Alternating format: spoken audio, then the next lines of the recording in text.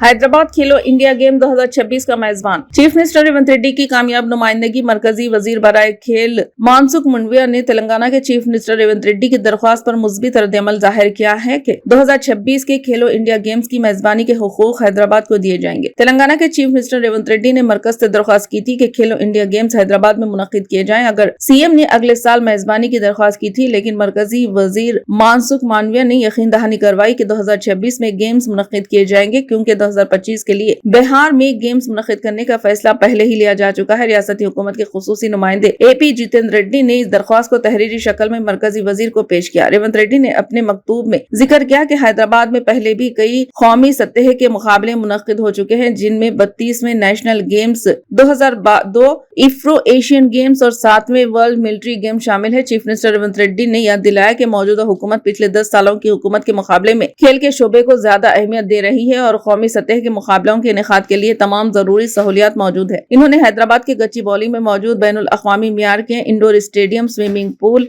Hockey turf, shooting range, Saroornagar में air condition multi purpose indoor stadium, synthetic tennis court, skating track, LB stadium में outdoor stadium वगैरह शामिल है।